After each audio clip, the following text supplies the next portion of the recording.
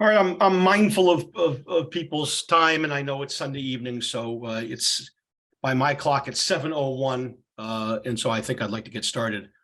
Thank you all for joining us tonight. As you know, this is the second meeting we've had today to discuss with you and to describe for you our proposed renovation project plan. We had a very productive and engaging meeting this afternoon, and I hope our discussion tonight will be similarly engaged. Let me tell you what my plan is for this evening, and we can be guided accordingly.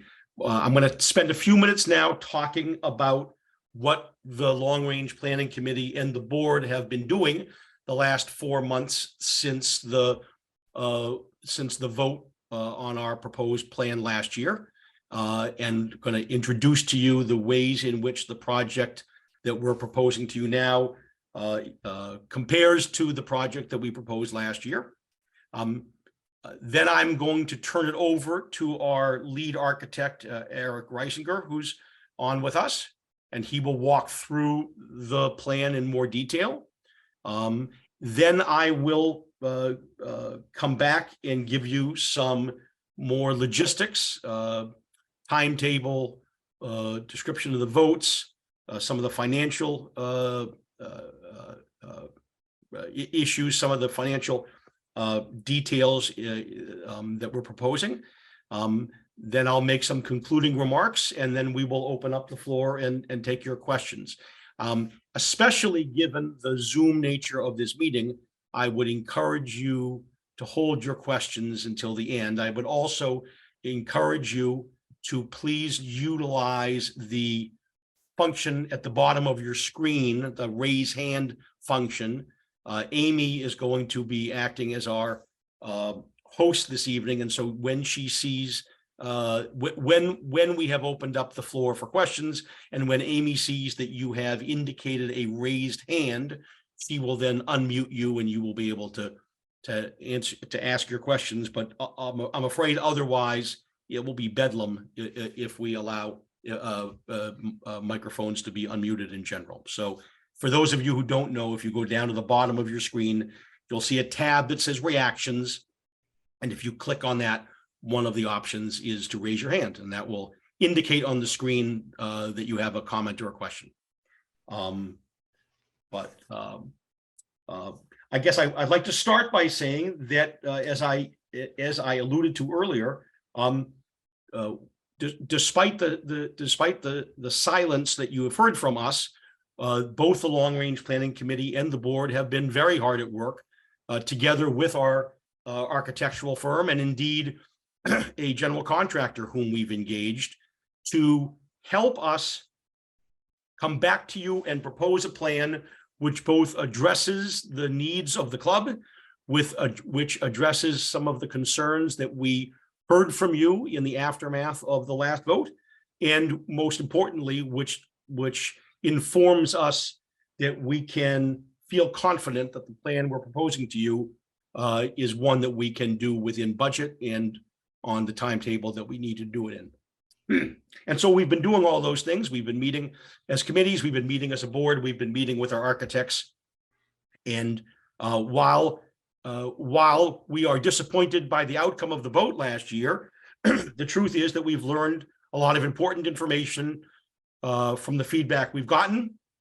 And so we think that the plan that we have to propose to you now is a sharper, more focused, more responsive plan, and we feel more confident now that we've done some additional due diligence on the budgetary front. We feel more confident than ever that we can deliver this to you on the budget that we have proposed to you. So with that, let me just describe in general what the plan encompasses. So the plan continues to have as its centerpiece a renovation of the main clubhouse.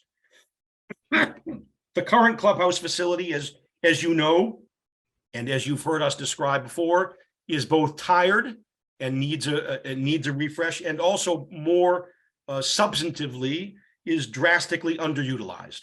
The flow of traffic in the main clubhouse now is quite low, and the overwhelming majority of members enter the club from a variety of different places, but relatively few come in through the main entrance.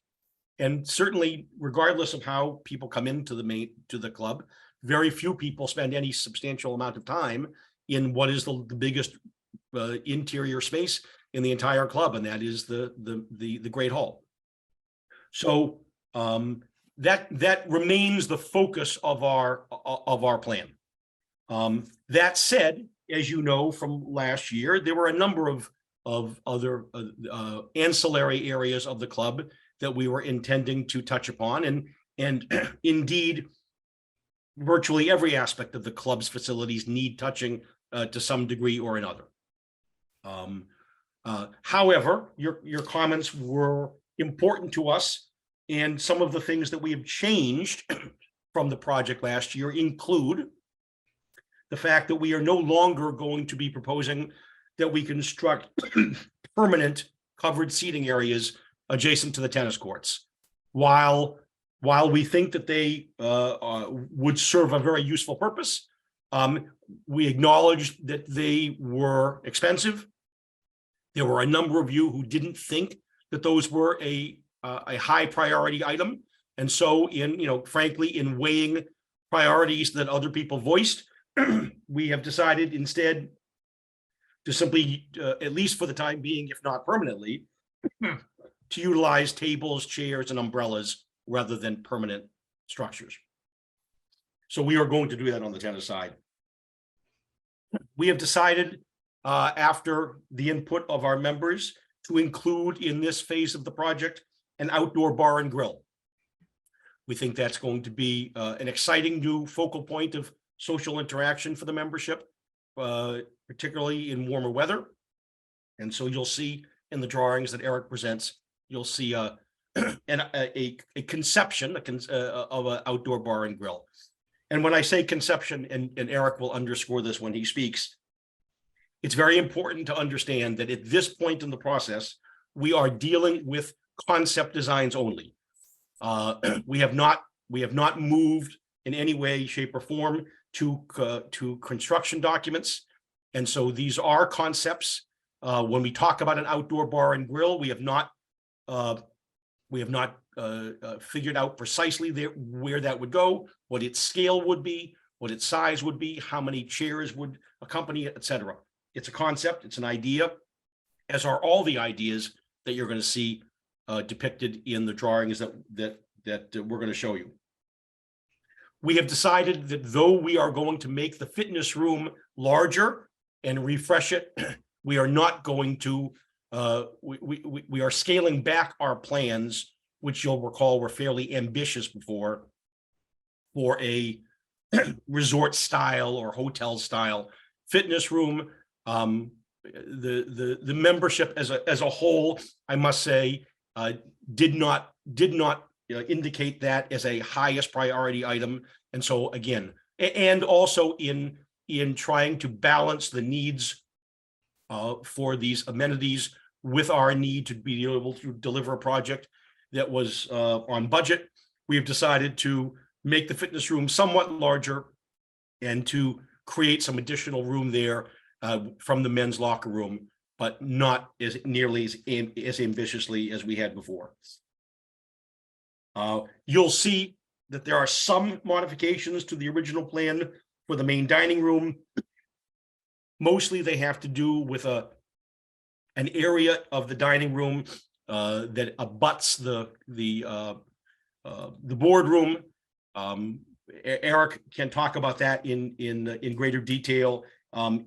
Trust me when I tell you, it will not have a significant impact on the overall scope of the project, but it is an important point operationally and aesthetically, and so we need to get it right, and we want to get it right, and we will get it right. We are adding 2 family bathrooms, which will be accessible from the pool area. We heard from a number of young families that was an important feature to them, And so we are creating from the women's locker room space to add 2 additional family bathrooms that you will be able to access from the pool deck. But other than the showers in the men's and women's locker rooms and the slightly larger fitness room and the family bathrooms that I described, we are not undertaking any renovation other than that of either of the locker rooms. Again, frankly, out of budgetary constraints. I think we all agree that in a perfect world, we would do a refresh of all of the locker rooms, but it's just not, it's not in the cards, at least at this point. You'll see in the drawings, we have scoped out fire pit tables and new seating adjacent to the outdoor bar and grill, which we think and hope will be really quite nice. We have decided not to move the outdoor dining area from its current location to where we had it in the plans we proposed last year. You may recall that we discussed moving the outdoor dining in the west to be adjacent to the pub and the west dining room. It was thought that would be beneficial both from an operational standpoint in terms of being closest to our kitchen, but also as our architects described in great detail then, and as they continue to feel, and frankly, as we on the board also feel, that grassy area in the corner between the paddle pavilion and the pub and the west dining room is really basically a dead area of the outdoor area of the club, and we would like to be able to do something to activate that area, and we hope in time we will. But at least at this point, that represents a fairly significant dollar figure, and so out of consideration for all the other things we want to accomplish, we are going to keep the outdoor dining where it is now for the time being. We are hopeful that we will be able to expand that and to add the capacity for people to be able to sit outside, and we're hopeful that we will be able to have a longer and better covered cover to that dining area that will also allow us to eat outdoors in some of the shoulder season. As you know, our covering now obviously is not impervious to weather, and so we're hoping to be able to address that as part of the enhancement we're doing to the outside. I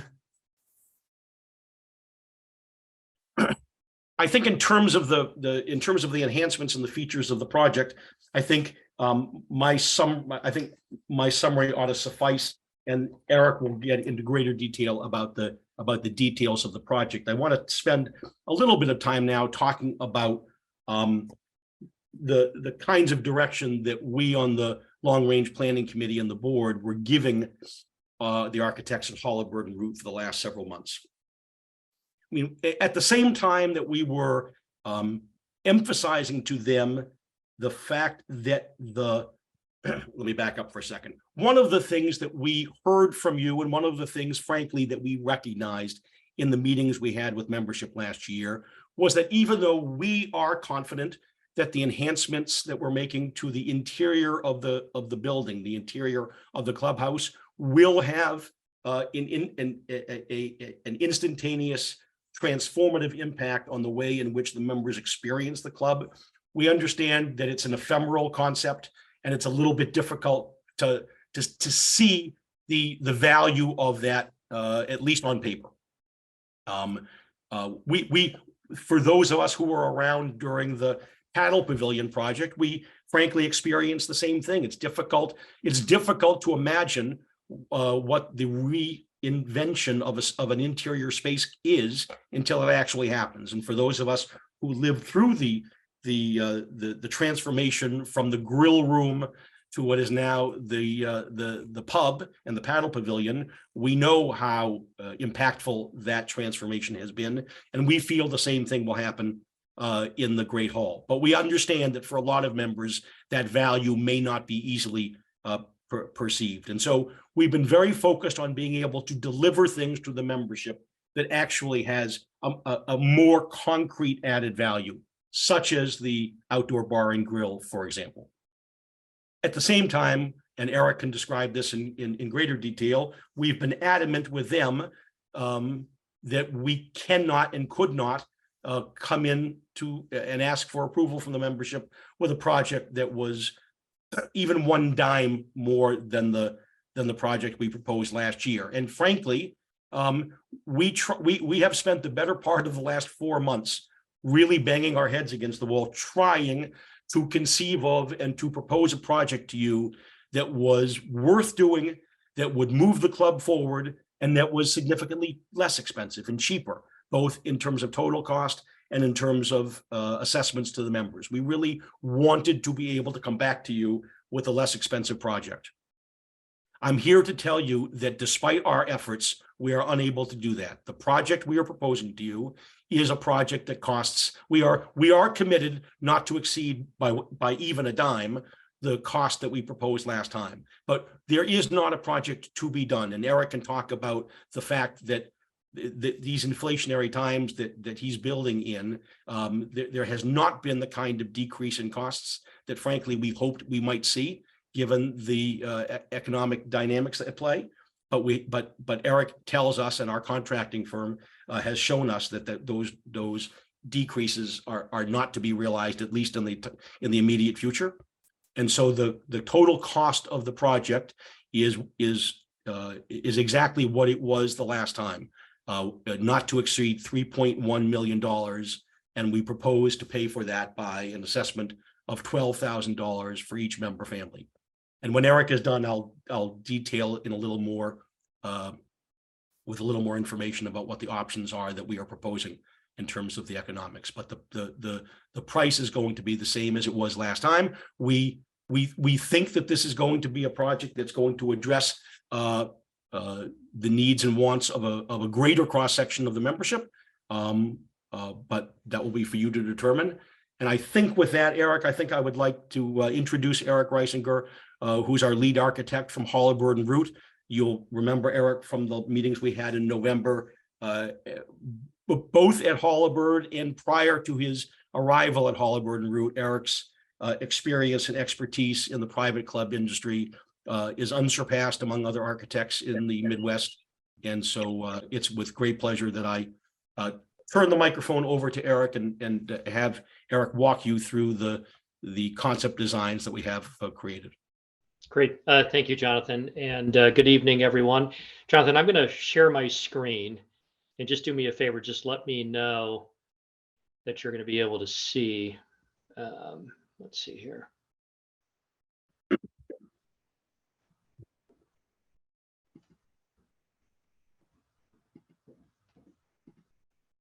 Can you guys see that? Yes.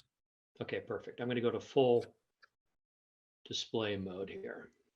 Okay, so that's the largest I can make it currently. So thank you. And I think that Jonathan, the introduction was great and does summarize everything that we've been working on. And on the plan currently, what we're looking at is the project scope areas that Jonathan just outlined, and that we've been working on with the committee and with the board. So if we can recall, the main clubhouse renovation, shown kind of in this almost red salmon color, is still the primary focus of the renovation piece. Then we have the sunroom demolition that we had talked about previously. That remains the same in terms of its scope. And then adjacent to that, we have the covered walkway, entry lobby, and really the multi-purpose room, which can be opened up with views out to the pool area. It can be used for cards. It can be used for other things. This lobby and this multi-purpose space really serves as a pre-function venue. Fitness renovation is in yellow, and we'll talk a little bit further about that as we go through the plans. And then inside the locker rooms, we have the shower area where we will be making the showers larger, consolidating them, and then freeing up a little bit space to expand the fitness center. And then the family restrooms that we had talked about for our club projects that include pool deck adjacencies. These family restrooms are absolutely a must, and one that all clubs are asking for. The administration renovation, again, to further help operations side. And then, as we had talked about in the past, in lieu of relocating our outdoor dining to the west, it's going to remain in its current location, although expanded.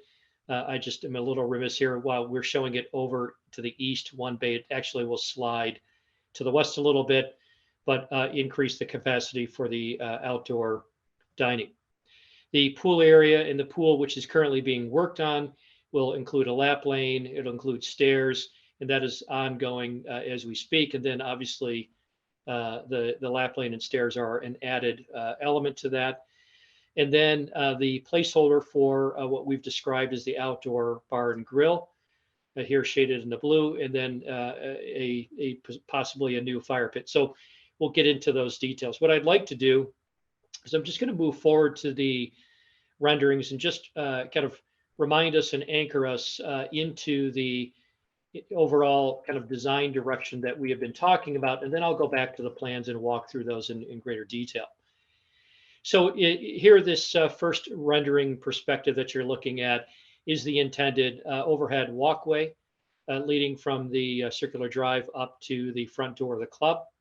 And as you can start to see in the background, the opportunity to start to see from the lobby through to the multi-purpose room out to the pool deck. Again, going back to the original design intent of the club, what was originally built, and then over time, the different additions have kind of blocked that view and really kind of shrunk down that wonderful entry sequence, which we'll describe later as how it can really provide secondary spaces. Then again, conceptually inside the lobby space, you can see both in the background here, that multi-purpose room, card room, whatnot that can occur in there.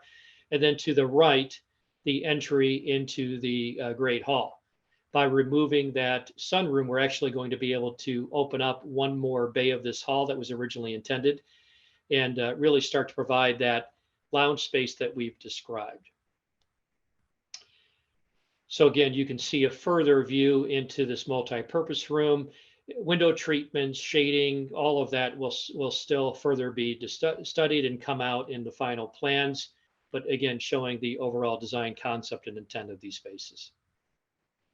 So now as we move to the Great Hall, what we really see is the view looking west.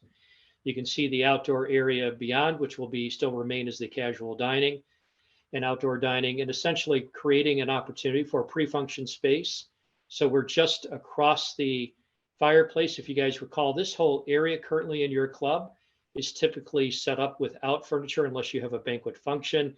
It really just serves as primarily a circulation space because you're always circulating around that sunroom addition to gain access outside or even gain access to other spaces. We believe that this will increase utilization, but really the grand gesture here is restoring this hall. It's new lighting, it's painting, it's new flooring services, and furniture to supplement and really create a venue that everyone is proud of and want to spend time in. I'm going to go back to the plans, and what we're going to do is we're going to show two sets. We're going to show kind of an a la carte setup, and then I'll show a kind of a day in a life in a banquet setup. These are by no means final, and as we've talked about before, in our conceptual design, in something that we've done and what we promised to Birchwood is certainly take these design elements as far as we can preliminarily so that we can work with the contractor, get good numbers in. But this furniture can be arranged in many different ways. But conceptually, and based upon the intent of what we're trying to do here, what we're seeing is a typical day in a life of kind of our a la carte dining. So again, the covered entryway coming into the main lobby of the club. Again, on this plan, turning left to go west into the great room, which would be the lounge space, and then the dining that has been set up. If you were to go straight and then head directly south, we look at the multi-purpose room, and then as we head out towards the overall pool deck.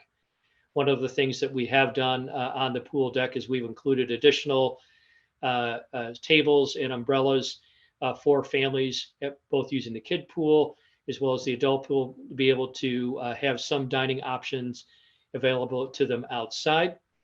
And in addition to just making sure that we clean up the pool deck and have good seating, etc.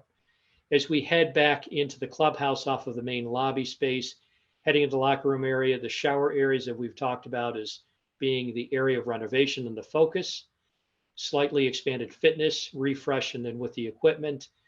And then these are the family changing rooms and bathrooms, restrooms available immediately adjacent to the pool deck and gain access right off of the pool deck area. Administration offices are going to be reformatted, reorganized, and we're moving staff over, essentially cleaning up that operational efficiency for Ivan and his team. So as we work towards and look in towards the great room, one of the areas that we have modified and worked on in our design is this indentation that you see in this space. So you have the great hall primarily in this rectangular section. Then you have that indentation, which you currently have. What we noticed and what we've talked about further with the Ivan's operational team is the importance of having that space for events, whether it's a magician setup, a DJ in that area, and then even overflow dining. That space was deemed to be very critical and something that the team did not want to lose. And so from Halliburton's perspective, we wanted to clean up back of house operations and make sure that whatever occurs in this plane and even indented in this plane is appropriate and right. And so this actually remains as part of the main design. And we've actually expanded it a little bit as well to make it even better functioning. You have the west dining room, and the seat count in the west dining room and the pub area all remain the same, but the west dining room will have a divisible wall that can close off the west dining room from the great hall. The west dining room could be turned into a private dining room event. It also has another doorway that we can close and shut it off from the pub room. So maintaining the flexibility for the events that you could have at the club, the opportunities for running private dining space, having a great hall, having it all combined and open as one is an area that we continue to emphasize and bring forward in these designs. The lobby, the multi-purpose room can serve as pre-function space for whatever might occur in the great hall and really becomes flexible and complementary to those spaces. As we then go outside, you'll see the casual dining patio, the overhead structure, as Jonathan was describing, to both help shade and provide some relief in some of the months of the shoulder season. We are keeping that, but expanding that ability and the capacity. And then again, looking at some additional tables that could be set out beyond that. And as we look further, we look for some soft seating, lounge seating, but new fire pit. And then we have the bar and grill area that has been put into the scope. And again, from a conceptual perspective, what we know is it would be nice to be able to walk up to the bar, perhaps from the pool deck side. It'd be nice to be able to have food that can be cooked out here and have the bar area covered. Whether it's this size, some size, it'll be sized appropriately based upon the budgets that have been put into the overall scenario. But this is something that we have been seeing often in designing for clubs like Twin Orchard, for Barrington, for others. And so this is certainly a request that is not uncommon, and one that seems to be very popular with the clubs kind of coming out of the post-COVID area. Just to summarize from the seating count, on the lower left-hand corner, you can see the pub remains the same. West dining room, existing 40, new 40. In terms of the great room for the dining, 75 was your existing count on the inside of this space. We are going to maintain that 60 to 67 to 75 number. It really just depends on how we set up these kind of adjacent areas. And then the patio dining, we're going to increase that from 65 to 85. Patio lounge, and I just want to kind of, just again, caveat to saying, based upon the furniture scenario that we come out with, will be somewhere in that 20 to 30 range. Outdoor bar, I don't know if it'll be 40, but it'll be some number between kind of, maybe it's between kind of that 15 and 40, just depends on how the final layout can work for us in that area. I'm going to go to the banquet set up, just to show us what I'm talking about with the area that we are leaving kind of indented in the plan, in a change that was from the original Great Hall refresh design that we had. So after talking with the team, certainly wanting to keep the dance floor in the Great Hall, be able to have banquet seating on either side of that dance hall, which also could double as a stage area that might be set up for performers, but essentially being able to still stage that area, whether it's dance, whether it's magician, but this indented area still gives an opportunity for the banquet, buffet line, et cetera, and just gives us the flexibility and the functionality that Ivan and his team need. All the while, the lobby space, the multi-purpose, can serve as pre-function spaces. This furniture could be moved out, and this could be opened up as well for further activity and use. You can see here where we are now closing off that west dining room is one scenario, where the west dining room could still supplement and spillover space from the pub. So just trying to show that we can have some privacy, have an event going on here, and still not disturbing the pub area. From an outdoor dining scenario, that could be set up for banquet functions with larger tables, have a buffet area set up left of the covered area, and then have it supplemented with some of the other functions around the space.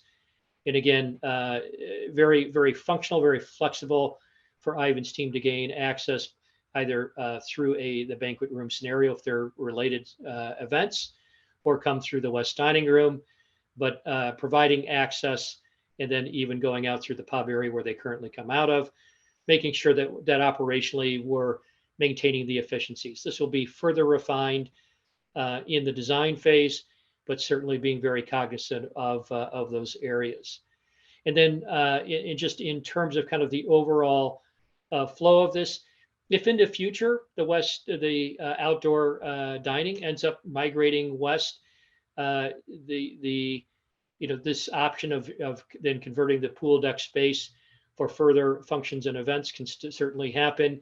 So nothing here is compromising what might eventually occur over 5 or 10 years from now. So we are certainly still very proud of the plan, still very eager to help restore the Great Hall and bring it back to life where it was, and see the opportunities that you'll have in these spaces. Jonathan, I think I've covered everything. Did I miss anything in particular? No, Eric, I think you covered everything. And for those people on the call, I want to assure you, when I finish describing some of the logistics and details, and open it up to questions, for those of you who have specific design questions for Eric, Eric's going to remain on this, and he will be available to answer any other questions you have. But no, from my perspective, Eric, you've covered it all well. Thank you. Great, thank you. So I'll turn it back to you. Great, thanks so much, Eric.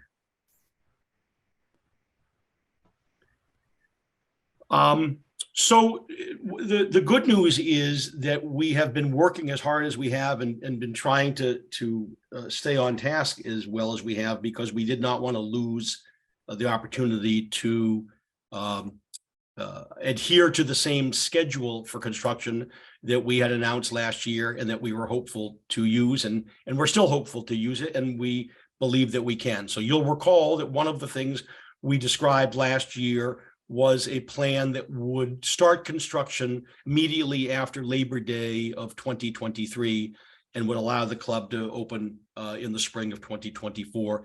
And indeed, that's still our plan.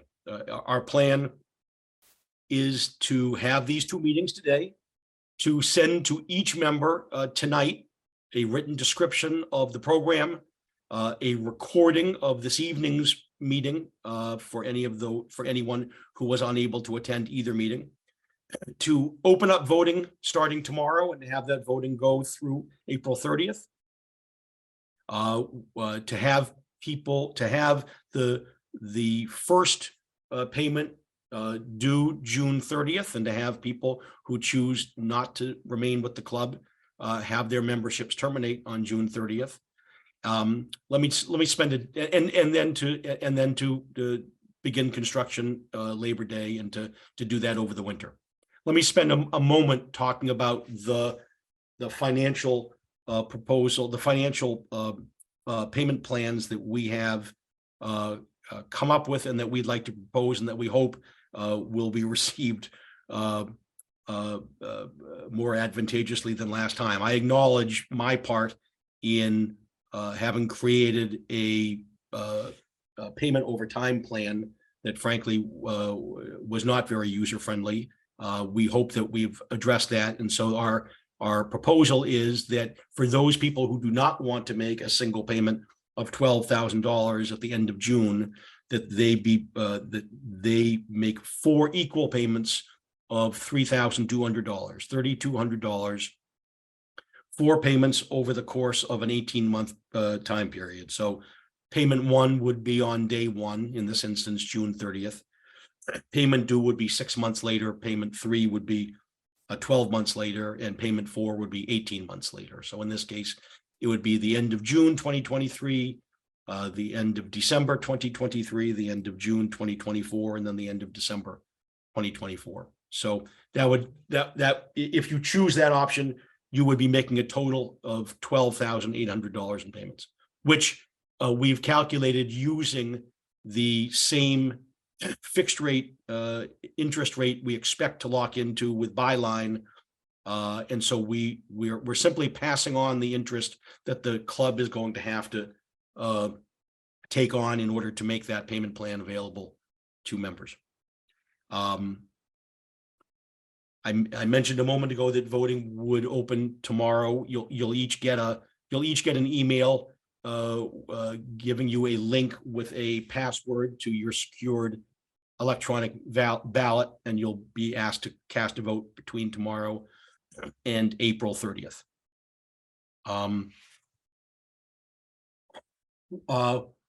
One other difference between the way things are, we are proposing this election to occur from the last time, and that has to do with the threshold of votes necessary to pass this plan.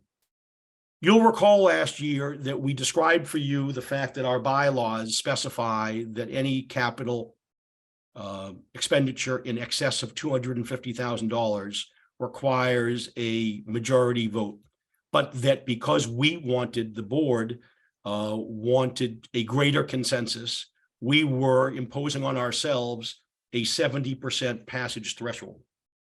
And candidly, we thought we were motivated by good reasons. That's very cute, Howard. We thought that we were doing the membership a favor by holding ourselves to a higher standard. It turns out, in fact, that under the heading of no good deed goes unpunished, we ended up with a scenario in which 60% of the members voted in to approve a project, but because we didn't attain the 70% threshold that we set for ourselves, the plan was voted down. And so we had an unenviable situation in which 60% of the members wanted the plan to go forward, but it didn't.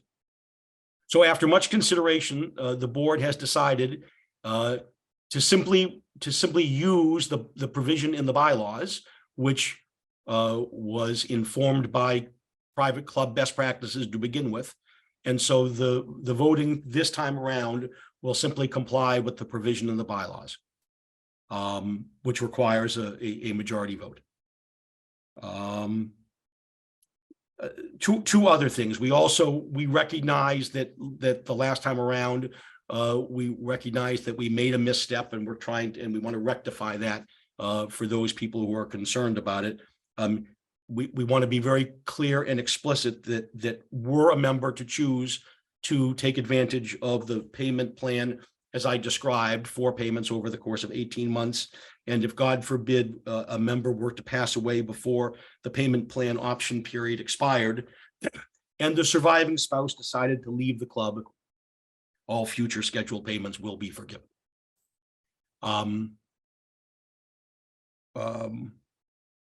guess the last thing I will say, and then I will open it up to questions and comments. The last thing I will say is that, as I said at our meeting this afternoon, both the Long Range Planning Committee and the board is made up of a quite diverse group of of members. We are diverse by virtue of our ages, our professional backgrounds, our family statuses, our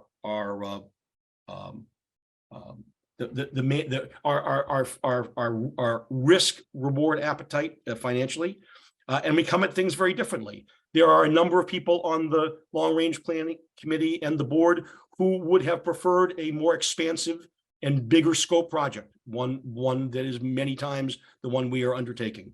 There are others who would choose to allocate dollars in slightly different ways than the ones that this proposal represents. But for all of our differences and for all of our disagreements, the board is unanimous in supporting this proposal. The board believes very strongly that the time has come for the club to move forward and to do this project. There are a number of very bright people on this call, and I'm sure that there are people who would choose, if they could, to do things slightly differently. But the board feels extremely strongly that the time has now come to make a step forward for the club. We think this plan is going to be tremendously transformational for the experience that club members have. We think it's the right thing to do. We think it needs to be done, and we think the time is now to move forward with it. So with that, I will open up the floor to the questions that the people have, either about the finances, the mechanics, the scheduling, the logistics, or about the design for Eric, if people want to know about that. Remember, use your raise hand function at the bottom.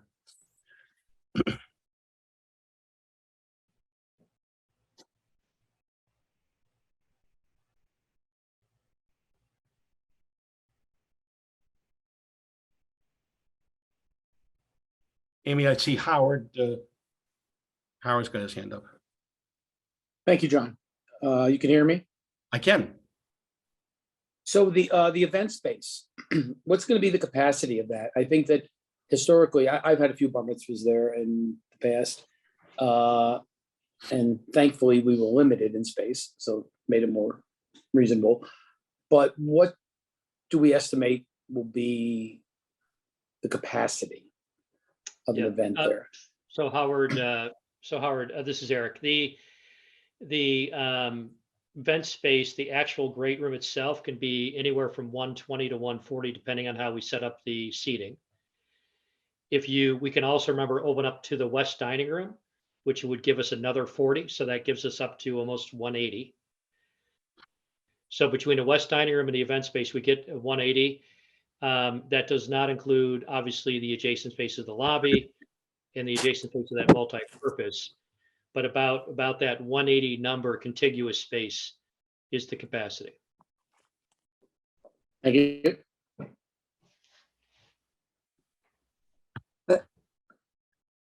It looks like, oh, is that Howard Silverman? Amy, do you see that? I saw Vicky Morton's hand was up too. Jonathan, can you hear me? Howard, Vicky first, then you. My question was, is there anything we could do with that grassy area by the dining room? Like put down a nice patio so there could be overflow tables and more seating areas until you decide to what you fully want to do with that area. Yeah, I mean, Eric, I'll turn it to you, but I know that we are going to look at it and going to talk about it in terms of utilizing that for for lounge seating. For sure, we're going to definitely look at trying to use that and trying to at least activate that area to some degree before we make a full scale move over there. Eric, anything to add on that? Yeah, I just we know that the numbers from the infrastructure of the patio and the relocating the dining over there that we were holding with the contractor, or at the time cost prohibitive, but as we had promised to the club, if there's a way to still activate that, maybe not in the same infrastructure manner, but some other material that could then double as overflow, we will continue to look at that in the design phase. Just right now, from the budget constraints, I just can't promise it's fitting into the overall budget, but we haven't lost out of that space. Great. Is it, Thank- I think Jonathan Marcus, is that? I think, Howard, are you still unmuted? I am here. Okay, yeah, go ahead, and then the Marcuses had their hand up. Thank you. Quick question. I understand we're not going to proceed with the covered seating area opposite the show courts. However, does this plan contemplate improving or reconstructing the patio surface outside the pro shop and addressing the issues with the irrigation system on the tennis court? Oh, yeah, I'm glad, thank you. I'm glad you raised that, Howard. So the irrigation on the tennis courts, and I meant to mention both that and the work on the swimming pool that I want to talk about. But the irrigation work, Howard, was never, well, I shouldn't say never. At one time, it was contemplated to be within the scope of this renovation project. But frankly, we decided it was important enough to address before this coming tennis season that we found money in our capital funds to pay for it. And so that work is already undergoing, and we are 70% completed with it. So you should notice that the watering of the tennis courts is dramatically improved this year. I should also mention, in the same vein, that while work to the swimming pool is not contemplated as specifically part of this project, you may have noticed that there's been a significant amount of work being done on the concrete of the swimming pool. That's ongoing. And by the time the pool opens in the spring, we believe that we will have a materially improved pool, the cracks of which will be fully repaired. The concrete will be integral and ought to give us many, many, many years of service. We're also putting in permanent stairs to the pool, and we are also resurfacing the deck around the pool with a material called Sun Deck, which is both far more comfortable to walk on, cooler to walk on, and we think will be more attractive. So both those things are taking place outside the scope of the project. Howard, we do have the answer to your question is there is money allocated in the budget for this project to address the condition of the hardscaping outside the paddle, the hut, I'm sorry, the tennis pro shop.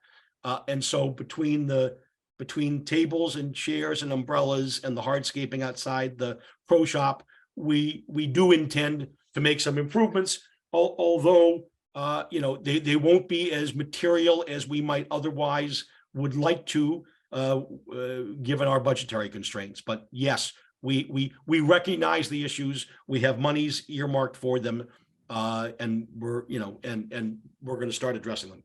Terrific. Thank you very much. Sure. Amy, the Marcuses, I think, would like to ask a question. Hold on, Nancy, you're muted.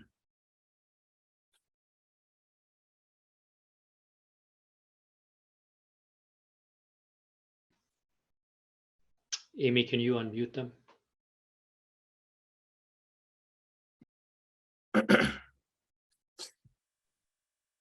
Oh, I don't know if you heard what I said. We didn't, but we can hear you now. We hear you Okay, now. so one of the things I wanted to do was to thank you for all your hard work and effort and time.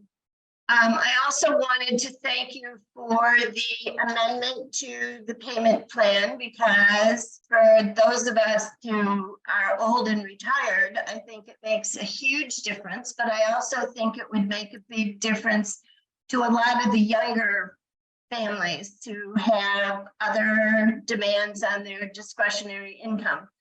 I do have a couple questions, and one is about the multi-purpose room and what kinds of shading, etc., would be available for that, because for using that, if it's all glass, I mean, that's an issue. That's one. Two, in the main dining room, it's very mid-century modern and pristine, etc. And since we're here in Palm Springs, we kind of have some idea of mid-century modern. But sometimes mid-century modern and architectural integrity is not necessarily warm and welcoming. So my question to the architect is, what kinds of elements are there? I mean, especially since you're putting in a hardwood floor in the main hall, etc. What kinds of elements are you adding to make this a sort of warm, welcoming place? That's number one. And then lastly, in terms of making the payment and okaying all this is sort of rushed. I mean, this is our first club meeting about that. I understand that you want to go through and you want to start everything starting in September, but to have this decision in 2 weeks and then, you know, start that whole payment, it seems like it's a push through. Now, I don't know if anyone else feels the same way. I mean, we're not even home until mid-May. So those are a couple of my thoughts, perceptions, feelings, and that's it.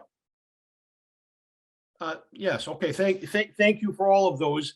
In terms of your, taking them in order, in terms of your questions about how to reconcile the mid-century modern architectural aesthetic with the warm and inviting atmosphere that we at Birchwood seek to create, we've had a lot of conversations about that. And while Eric, who I think is having some connection issues, is better suited to address them, from our conversations in the past, they have to do with materiality. They have to do with wall coverings. They have to do with specific selection of flooring. They have to do with specific selection of furniture. We are mindful that this is not a museum. This is a place for us to get together with friends and to relax. And so, yes, we are going to endeavor as best we can to reconcile those two things. By the way, as I'm talking to you, Amy,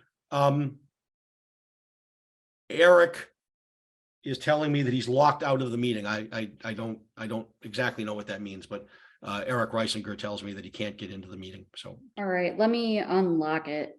Hold on 1 second. okay. In answer to your concern about it being rushed, I guess I'm a little surprised and disappointed to hear you say that that's your reaction.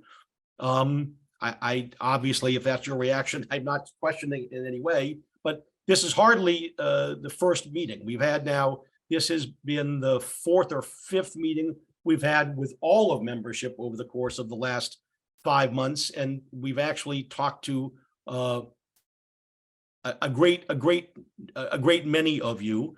When I say the voting is opening tomorrow, I don't mean it's opening and closing tomorrow. I mean that you'll have 2 full weeks to synthesize all the material, to ask as many questions of us as you'd like. And by the way, I'm all of us, all the members of the committee and all the members of the board remain available to speak with you as much as you would like over the next couple of weeks.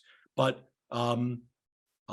we've been at this now. The long range planning committee has been at this. We retained Holabird and Root now almost a year ago, and we feel as though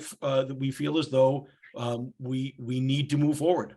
And again, if I would be surprised, honestly, I would be surprised if over the course of the next 2 weeks, you can't get whatever the answers to your questions and get comfortable with the plan that we've proposed and with all of the nuances. And if for some reason we're not able to do that, then shame on us. But I feel pretty confident that between the materials, between this meeting tonight, the materials you're going to get later tonight, which describe the plan in detail, and an opportunity to speak with us over the course of the next 2 weeks, that in combination with all of the meetings that we've had thus far, I don't think, and I don't think that my colleagues on the board think that this is rushed, and we're certainly, I assure you, it is not our intention to make anybody feel rushed. Well, again, I just want to compliment you on the scaling back that you did, and also the amendment to the payment plan, because I think that's huge. And so I wanted to compliment and thank you for that. I didn't want that to go unnoticed or let you think it's not noticed. So Thank you. That's very nice of you. Eric, did you want to comment at all about the question having to do with how to reconcile mid-century modern architecture with creating a warm and inviting atmosphere? Yeah, it just quite simply, I can understand how certain types of contemporary mid-century modern architecture can feel cold. Our direction with the committee, with the board, has always been warm palettes, warm tones, directionally warm materials. That is certainly how this clubhouse was kind of originally assembled, and one that we'll continue on with. So we believe that this will feel very warm and inviting, and one that will feel as comfortable in the wintertime as it will in the summertime. and then my other question was about ways to mitigate the lighting, the glare, et cetera, Oh, sure. in the Yeah. multi-purpose room. Yeah, so typically in spaces, in that multi-purpose room in particular, we're probably going to do a combination of both a rolling shade that will roll down in front of the window, in addition to drapery. So we will absolutely have control for both glare and direct sunlight coming into that space. Okay, thanks. Thank you.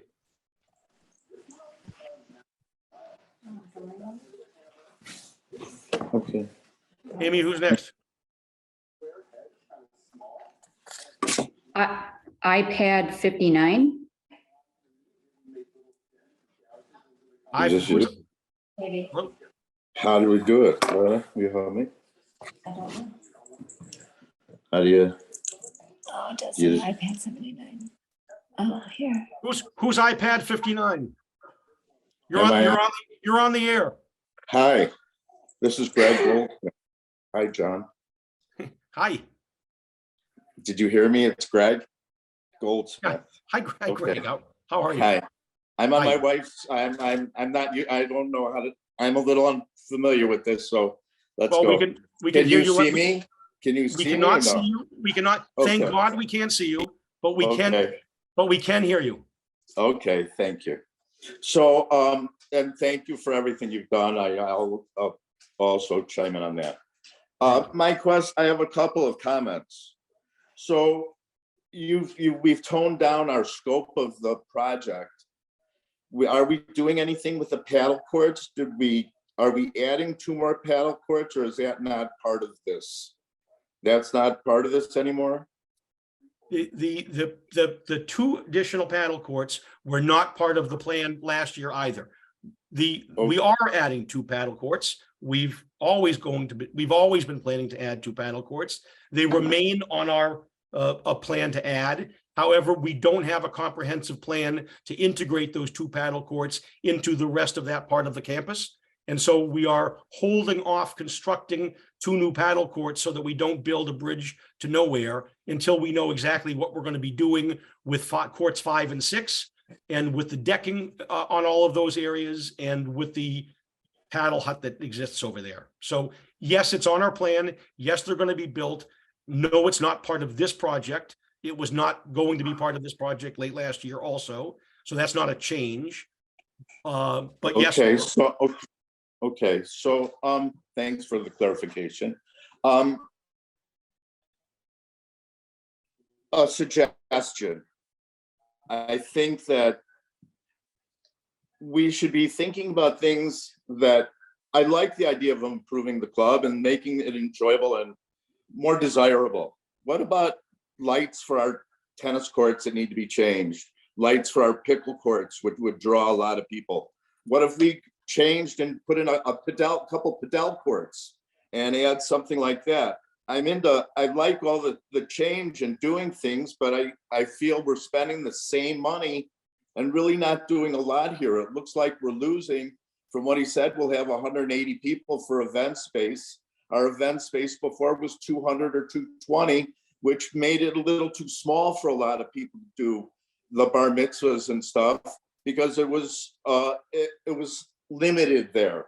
So it seems like we're going down by 10% or so of our event space for this project. From what the gentleman just said, but I don't know. Those are my comments. I had one of go on. Go ahead, Greg. I didn't mean to interrupt you. No, that's okay. Go on. What you want to say? Well, I don't recall. Eric, did you say that we were losing 10% capacity? I We did said not. 100 people. We are not losing 10% capacity. We aren't losing any capacity. For Yeah, the Eric, event. Greg, The Greg, event space is the same. we can talk offline about it, but we're not losing any event space capacity. And with regard to your comments, Greg, about the other things you'd like to see us do, trust me when I tell you, we'd love to do them all too. And we would, we have plans to continue to improve the club, as you mentioned, but we're also keenly aware of the budgetary concern. And so Vicky's comment about putting a slab down on that little piece of grass. I mean, that can't be very expensive. I mean, to talk about the $3 million project and put down a 20 by 20 piece of slab or whatever. That's it. Thank you very much. Thanks, Greg.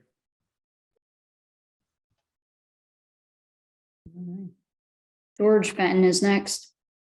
Hi, everybody. Hi, George. Nice presentation as always. I guess I've always had a little bit of issue with the project to begin with, from particularly the point of view of the Great Hall being where the meeting room comes in into the hall, and that becomes a huge gathering place for you to bring your guests and stuff like that. Now, I think the pub I see as a major gathering place. Thinking about putting this outside bar as, I think, a short-term gathering place in the summer months. Where does you put in this card room in this multi-function room. I always sort of like the bar. I know it's coming down, it's just my opinion, whatever it is, for it's worth. But to have half that room or a good part of that room just being sofas and chairs as you walk in there, where the bars are being used from temporary bars, or you're bringing all the drinks in from the pub. So all your guests are sitting there what is it going to be? A big appetizer room like we used to have a little bit with the buffet, and then you bring drinks from the pub as your main bar now to serve the people that are coming with their guests as they sit in this area right outside of the hall. I mean, I don't see any great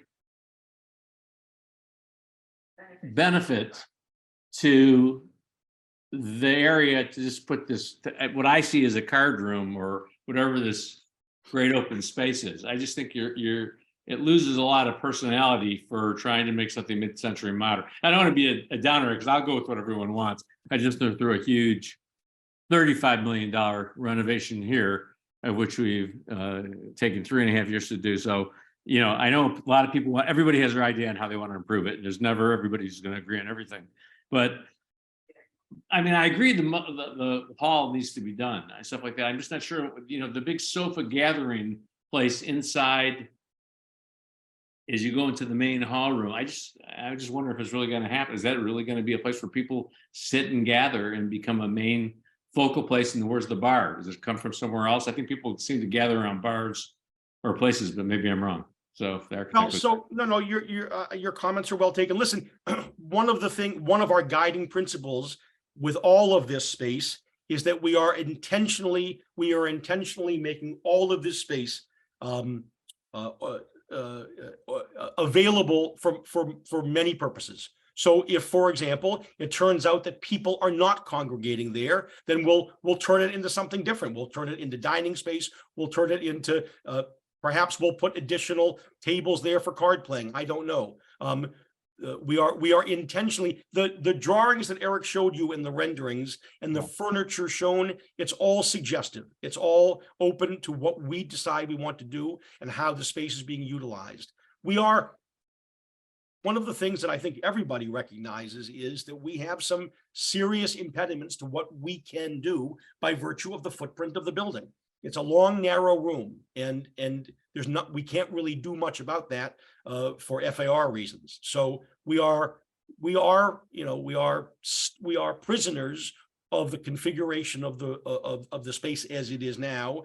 And your point is well taken, George, that the fact that the only bar we have is where it is now presents certain operational challenges. But the truth, wouldn't that bar, if it was there somehow or another, became this unbelievable focal point? I don't want to change anything. I don't want to be a guy who throws out stuff like that. But doesn't that bar sort of have the opportunity to feed the outdoor dining area? you're talking about what we call the old bar? Where it's presently at, and you're keeping the dining where it is. You're going to move it down before, I understood it. Now you're keeping it where it is. Doesn't that bar sort of have the opportunity to feed that area where you're keeping all the dining and including the dining and using it as some kind of space that does both, rather than, I'd rather see the card room become part of that big hall room. But then again, I don't want to be a guy throwing a wrench and say, oh, here's a great idea. I'm not. I just don't know what I just don't get what I get, I think, for all the money out of the hallway and the glass card room that makes me go, wow, it's worth all this money.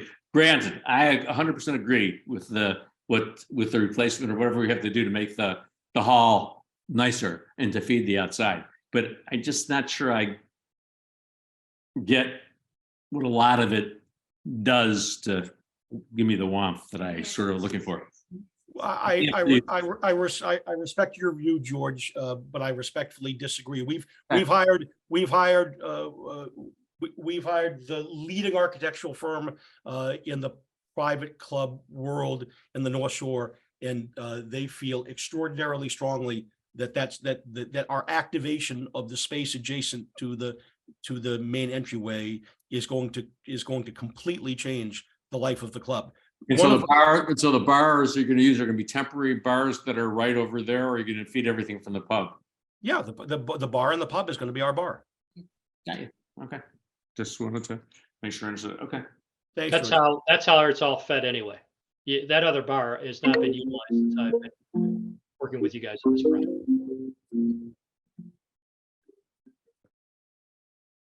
Amy, who's next?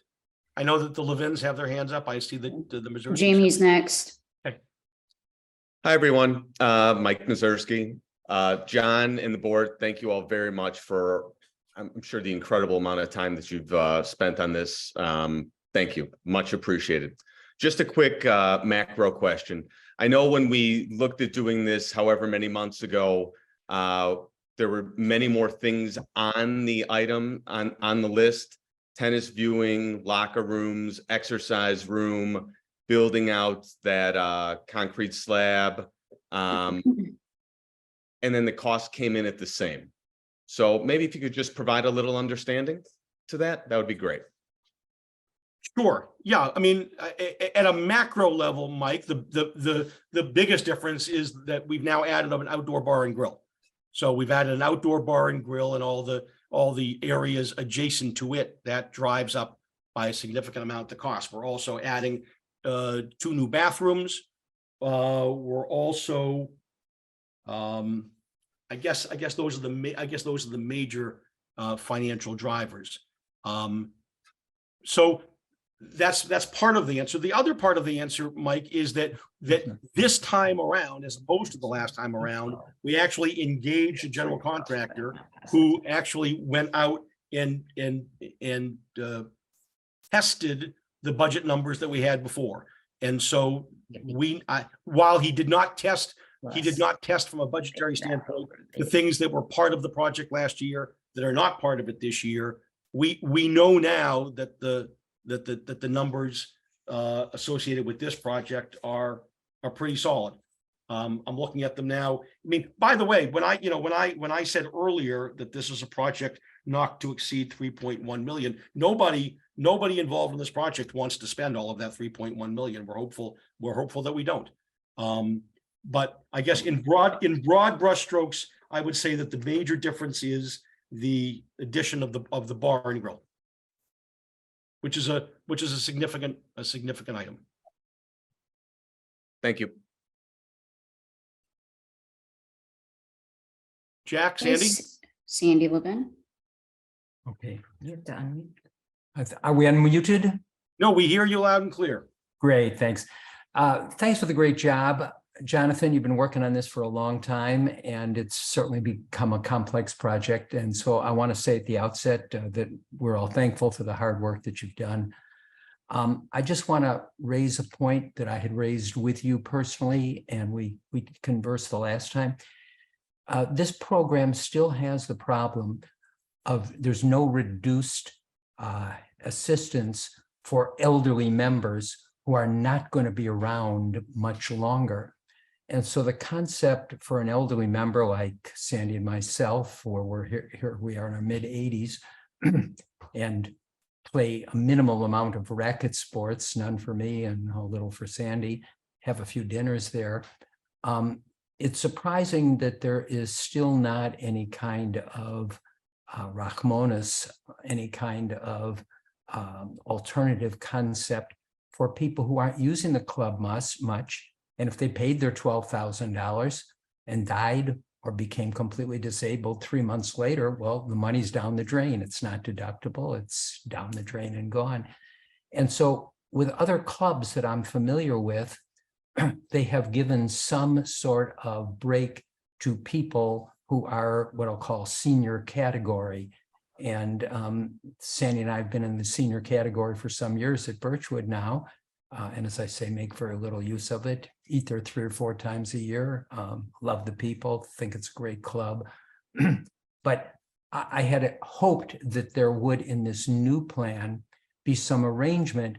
So over a certain age, the 12,000 was a reduction, because those who pay 12,000 and have 20 years to go, they get a lot more for their bang than somebody who's only around for 6 months or a year or 2 years or so after they've paid the 12,000. So I don't want to argue about it. You and I know, because we've discussed the concept. I just think there should be some sort of arrangement for people over specific ages, senior members kind of thing. Thank you. Thanks, Thanks Janet. for your good work. And you're right. You and I have spent time privately talking about this issue, but for those who were not privy to that, let me tell you what our reasoning was about that. First of all, you're going to outlive us all, so let's get that out. But not necessarily out tennis you, because can't do that anymore. Bet back. Listen, as I told you when we spoke privately, we as a committee and we as a board have spent an inordinate amount of time talking about just this issue and talking about the equities of the various outcomes. And while we are not going to agree on the decision we made, I assure you that we considered it extensively, including reconsidering it after the last time around. And I guess I would summarize where we came out at a place that I'm personally comfortable with as follows. Every single member of the club has a different situation. Every member, some members have spouses that participate in the life of the club. Some members have spouses who never set foot at the club. Some members have many children, all of whom use the club. Some members have no children at home, none of whom use the club. Some people have dinner, some people don't have dinner. Some people play this sport, some people play a different sport. Some people play no sport, some people swim. It would be impossible, virtually impossible, for us to address each specific instance, each specific member's interaction with the club in a way that gave financial recognition to the degree of involvement with the club and the way each member used the club in a way that everyone would think is fair. And I so, guess I make just one other quick comment, and I thank you so much for your help. But there has always been, from the beginning, when we were young members and I was president, there has always been from the beginning a provision in the bylaws that treated senior members a little differently in terms of their financial obligations as they got into, I can't remember the ages, 65, 70, 80, 85. So that's a concept that's always been there. And the only complaint I would have is that it wasn't continued to be respected. It would have sort of been, in my view, expected that those age numbers could have been transmuted into a reduction in the $12,000. But I thank you. Yeah, and I know that everyone else on this call knows this already, but I'll just remind them and you that indeed the senior members of the club do in fact pay a vastly reduced dues structure. Because they get less benefit on the whole. Well, no, that's not entirely true, Jack. Well, I haven't played tennis for 5 years now. Sandy plays maybe a half dozen times during the course of the summer. No, but one of the reasons for that reduced dues schedule is out of recognition of the senior members' longstanding involvement and commitment to the club. Yes. Yes, but we in any event, the way in which the need to spend $3.1 million on the club now arises out of a different factual scenario. And after careful consideration, it was decided that each classification of member would be responsible for paying the same. And I know you don't agree with the analogy, That's right. but you'll remember that I used with you the analogy of a condominium building. Right.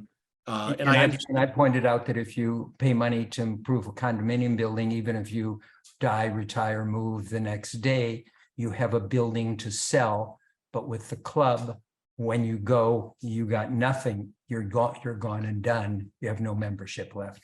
So I think there's a difference between the two, but I don't want to argue about it. I know, Jonathan, you've studied a lot, and I appreciate what you said, but it's fairly obvious that there's going to be a fair number of the senior members who will probably take a walk and choose not to pay $12,000 in order to have the minimal amount of involvement that they have at these. Yeah, and listen, I have said this to you privately. I'm not ashamed to say it publicly. It would be very disappointing to me personally if the club were to lose you or any other senior member. The fact is that when any of us examines under a financial microscope whether any of the amounts we spend to join Birchwood make actual financial sense, it's difficult to say it's anything other than a luxury. And I would hope that, like I feel, that I'm not willing to take a look at the amount I spend on Birchwood using that lens, because I derive significant psychic benefit, psychic satisfaction from being at a club with my friends and participating in the life of the club with them. Obviously, as I said at the meeting this afternoon, if you don't feel that way, if other senior members no longer feel that way, then obviously they will make no one is ever going to second guess anyone's decision that it's not in their financial interest to belong to the club. I certainly hope that that's not the case with you, and I certainly hope it's not the case with any other senior member. It will be. It will be. I can predict in advance, and I have talked to a number of other members who tell me that $12,000 is a lot of money, non-deductible $12,000 on your tax return, no deduction. It's a lot of money to pay for a few dinners and maybe a party or two. Anyhow, it's great. Thank you very much. Don't want to take any more of your time. Thanks, Jack. Vicki Morton, go ahead. Hi again. Just want to also thank you for all the hard work that you and all the committee members have put into this plan. I think it's great. I am one of those people that can't see it until it's built, and what was done with the pub area is awesome. Anyway, my last question with this is back to the tennis area. are you going to put in a new water fountain and ice area and everything? Because the way Oh, that I'm we so- do it right now is so unsanitary that I'm so glad you mentioned that. Thank you for teeing that up. My mistake by not mentioning it. Yes, we have heard you loud and clear, and we are going to have a beverage center both at the tennis courts and also over at the paddle courts. fantastic. Thank you. Sure.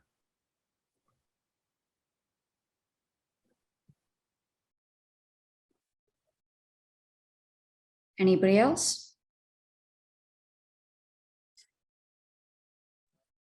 Go ahead, Edie. Yeah, just, you said paddle courts. We also do the water and ice at the pickle courts? Yeah, yes, we've got to, the answer is yes. We are aware of it. We have to study the best way of doing it, but the answer is yes. Thank you.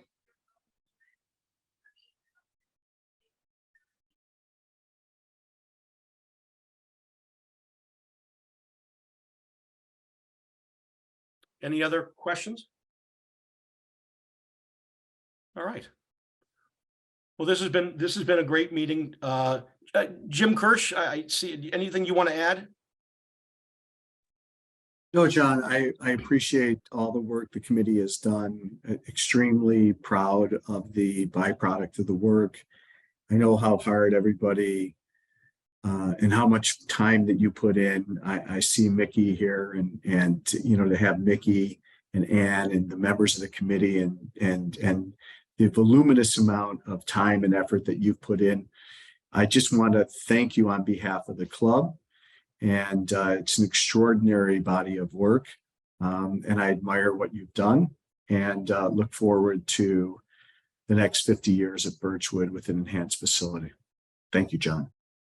Thanks, Jim. And thank you all. You'll all be getting later this evening an email with written materials about the plan. You'll get a recording of this meeting. And then tomorrow morning, you'll have an email that reminds you to cast your vote and gives you a login code to be able to do that. And with that, Amy, thank you so much for your stewardship over the Zoom call. Appreciate it. Thanks, everyone. Have a nice night.